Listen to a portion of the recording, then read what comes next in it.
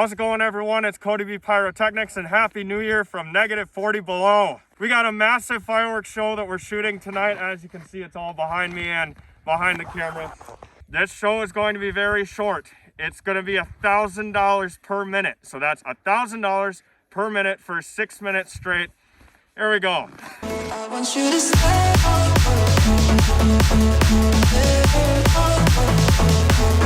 I want you to stay.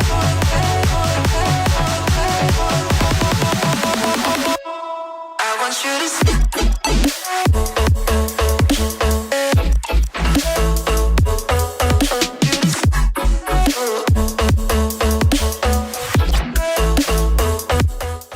I've always had this sort of love-hate relationship with doing firework displays in the upper Midwest. You know, would you rather set up a display when it's 40 below or 115 above? I've done both and I do it every year. Neither one is fun. The current temperature is -12 below zero, and as that sun goes down and the wind picks up, wind chill is going to increase that to about -40 is what's in the forecast. And what am I doing out in this weather, you might be asking yourself? Well, fortunately for me and my buddy, it's New Year's Eve. That means we have to set up a firework display that's gonna last 5 minutes long because nobody wants to stand outside in the freezing cold. So this firework display is literally going to be $1,000 a minute. We've got $1,000 set for each minute on the script. Kind of forgot I could shoot in wide angle, but you can probably see me a lot better. If you take a look behind me, you'll notice that little box of fireworks. So right now we're actually on our way to a heated shop where we're going to finish our preparations for this display without having to be outside exposed to the elements. Now, when we get all that done inside the heated shop, we've got to load it into a trailer, haul it into town, and all the while it's going to be dark and freezing. So when we get out there to the heated shop, I'll get right back to you.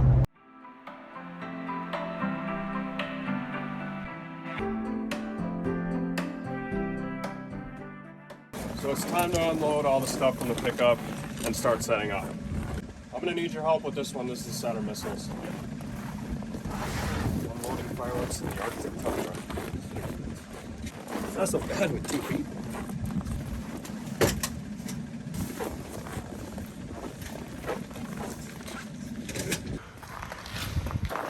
So we had to come up to this other warehouse because we had a bunch of these from a show this last summer that we actually couldn't shoot because of the weather. So we're gonna throw them in with this show, just getting them loaded up into the trailer. So this is all the stuff we just brought in from the pickup. You can see we got a cake here in these fan slices from Superior Fireworks. We're gonna be hand firing those. There's a couple other things over there we're gonna be hand firing too. We've got all the Saturn missile batteries in these 2 totes. I believe that comes out to be what, 17,000 shots? Yep. Something like that. Yep. Yeah, and then this is what we're looking at for the rest of the setup. So we ended up poking all of the cakes already with the wires. How much time did that take you? About half a day. Half a day, not All bad. the webs and all the 200-gram cakes and everything. Yeah, that's actually, I wanted to bring that up. So look at what you did here with the boards, because we didn't want to be messing with bricks in the -40 degrees that we're bound to have. We just can't win. For that day is -2 without the wind. Oh, yeah. So I wanted everything as prepped as I could. In fact, everything is labeled here right next to where you plug it into. Yep. What module and the cue that it is, so you don't have to trace it back to the cake to find out what it is. If we put the channel and the module right on the wire, it's going to make it a lot easier. Then we can have other people help us set up. Exactly. We don't have to, you know, so they know right where to plug it in. Quicker. Do you know how many 200-gram cakes we have here? There's 32 of them. 32 in total right there. All from Superior, minus the strobing willow. The strobing willow is not. And each individual one, there's a whole case of each that goes up at once. Oh, wow. Yeah, that should be fun. Now, that's actually, we got to talk about that duration on the show. I mean, you might look at this and say, wow, you've got way too much time in fireworks here for how cold it's going to be. However, you went and scripted this whole thing, and you got this show down to 5 minutes. Yeah, the finale kicks in at 4 minutes and 40 seconds, actually. So if that lasts even 10, 15 seconds, it's right at 5 minutes for the whole thing. Man, this is going to be wild. I mean, like, look at all these shell racks here. Each one of these has 25 tubes in them. And we've got canister shells down there.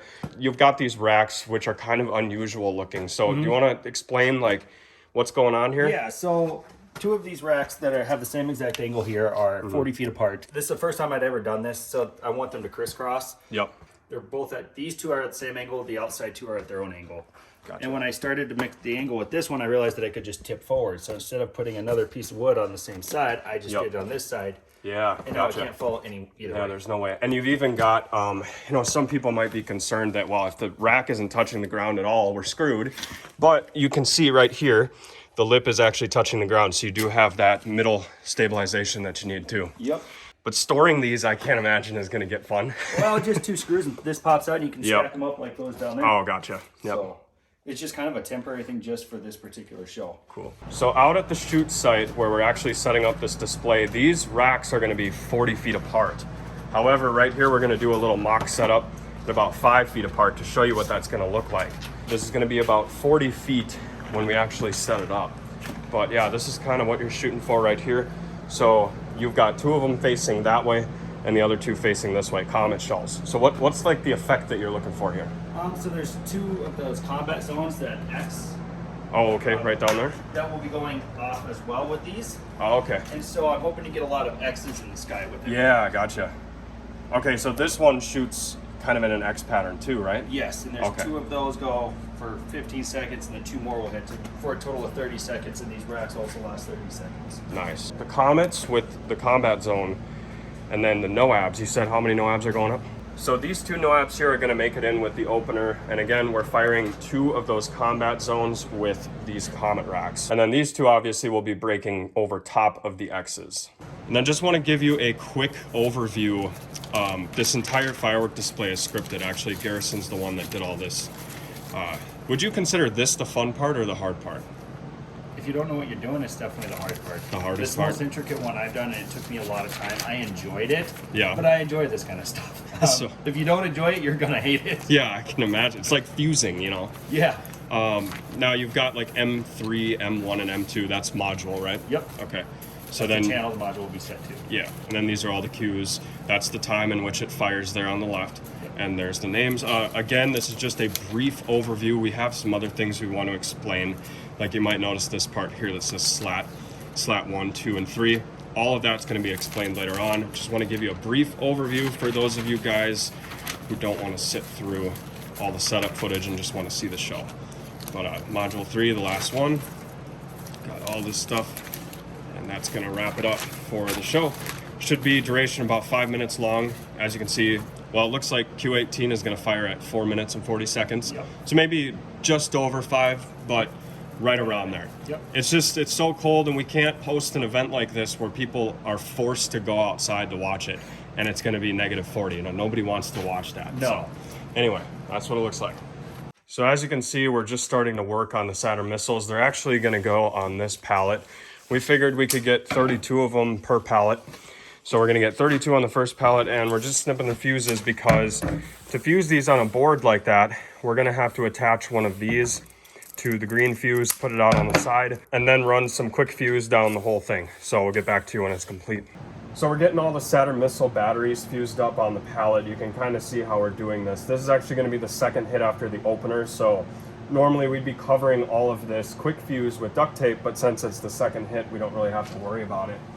And then what I'm doing is I'm just coming down, I'll do an example, and we're just leading each one of these leader fuses onto the main quick fuse line here with some zip ties. It looks real messy, but there's a strategy here because we want literally all of these to fire. So when the quick fuse rips down both rows, and they'll be pushed together, and we're gonna run duct tape around it so they don't fall off the pallet while we're transporting them.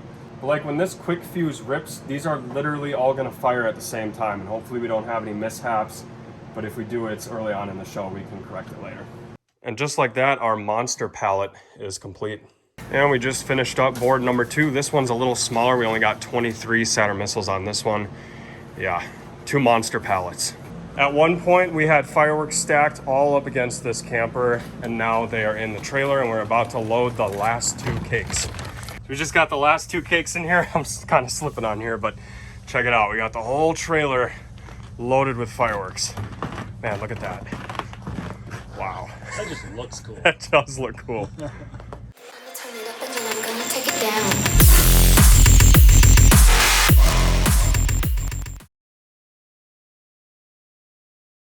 So we just got out here to set up, but here's the catch. So the landowner of this road right here, which you can enter from that gate over there where the fireworks are at, they won't let us drive on the property.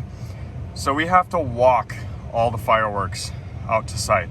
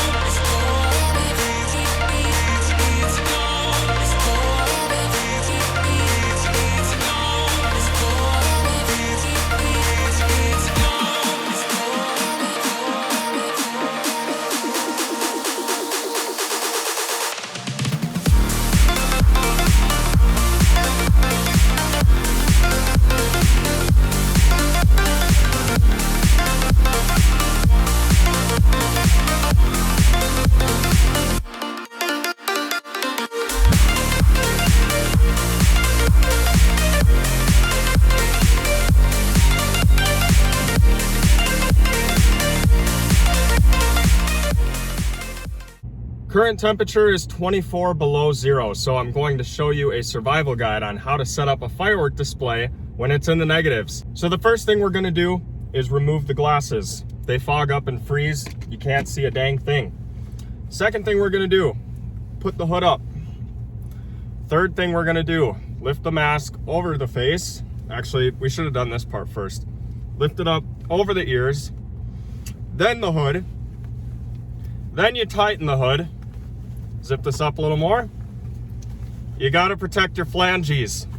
So we use industrial grade gloves, I think. When you're all done, you're gonna look something like this. So we're getting pretty creative. We're writing module 2 in the snow because we brought all of the product out here blindly. Module 3's down there. I also wrote module 2 on that part of the snow. I'm slipping. Over here, we've got big M1. Module 1 set up right here with this line. We still have a lot of work to do and it's still cold. Okay guys, unfortunately to get this video I had to take my glove off, and so it's gonna have to go kind of fast. Down here is gonna be module 3. Right here in the middle we got module 2, and down there on the end is module 1. We've got a bunch of slats this year and quick plugs to try to make this go a little smoother, because we obviously can't be messing around with wires when it's negative 40. So this is what a slat looks like. And you know what? I'm gonna cut to a video I took the other day from inside the shop, a heated shop, where we explain why we're using the quick plugs and how to convert the Cobra over to quick plugs so you don't have to be messing with wires. So you might be wondering how to convert your 18M to quick plugs, and we're gonna show you an example of how to do it real quick. Basically all you gotta do is remove this cover so that you can get to these things. Okay, so now that we've got the top plate removed, we're gonna pull this out as well. Now we're here, we have to take the battery out so that we can get to all the stuff on the inside. And actually, Cobra Firing Systems has a video on how to do this. I'm just gonna link that below. When we get to the part where we are swapping this out for, well, so right now it looks like this. So we need it to look like that. So this is what it looks like when it's all done. You can see all 3 rows that used to be this for the MJG, where you have to sit there and do that, are now quick plugs. So the difference is you just have one thing, you just push it in there. You don't have to be down here messing with wires. And I just want to bring up, it is a little tedious working with the stuff underneath the Cobra, but it's generally goes by pretty quick. Like it'll take about 15 minutes to get one of these done and totally converted. And again, the link to Cobra's video on how to convert from the MJG wires to the quick plugs will be in the description of the video. So now that we've finished converting all 3 of our modules to quick plugs, I do want to bring up what these slats up here were for. So as you can see, we put them all down on the board, and we're just going to explain how that works. So you see this blue wire right here? That actually plugs into the side of the slat. And then this blue wire, the other end, is going to lead right into the module. And it's going to look something like this, so it'll go right there. Now you'll notice on here we wrote module 2 slat 1. What that means is when this whole show is scripted, so on module 2, when Q1 fires, it's also going to fire this Q as well. And if we had other things, and this is so we can avoid having to double up the wires for a double hit, because doing that in the freezing cold is extremely tough. So this way we can get a double hit without having to mess with wires. This is ultimately the setup right now, what we're doing. I'm sorry if it sounds like I'm out of breath, but it's so cold, you guys have no idea. So right now what we're doing is removing the tape so that we can get the wires out from the cake, and then we don't want to put the modules out here just yet because it's just way too cold. Sun's going down. We'll get the modules out here around 8:30 p.m. and we're just gonna have to do one module at a time when we hook it up. But just a quick update for you guys. I wish that I could go in depth and show you everything that we're doing here. I can tell you those comet racks are gonna make like an X shape. We've got the combat zone 1-1 cakes where we got those racks in the back, each on a module. And yeah, that's what the angle looks like. All the viewers are gonna be down there by those lights. And this is just nasty cold. I want so bad to walk you guys through this setup one by one and show you everything that we're doing. But it's just impossible for me. Like, I can barely even do this video. So unfortunately, here's what's gonna happen. After we're done setting up here, we're gonna warm up in the pickup. And when it gets time to fire the show, I'll get back to you guys. But I don't think I'm gonna be able to come back up here. So unfortunately, we're not really gonna know how this is, well, you guys aren't really gonna know how this is gonna fire, but I showed you the script earlier for the show. Actually, the script is down there. But you can reference that script to see exactly what we're doing. We got a couple of hand fire stations that aren't gonna be hooked up to the Cobra. And opener, of course, is gonna be the Comet Racks, Combat Zone, the Great American, no abs. My phone's about to freeze, I think. Yeah, just give you a little overview of these stations. So much stuff. It's gonna be a great show. $1,000 per minute.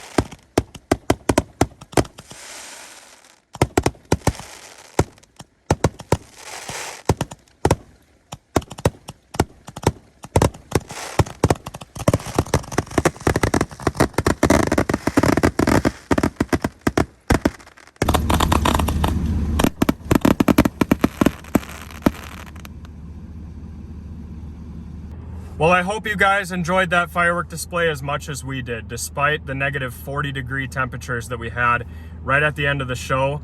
That's what the temperature was reading, was negative 40 after wind chill. It's just crazy. This is the longest day I've ever had in my life.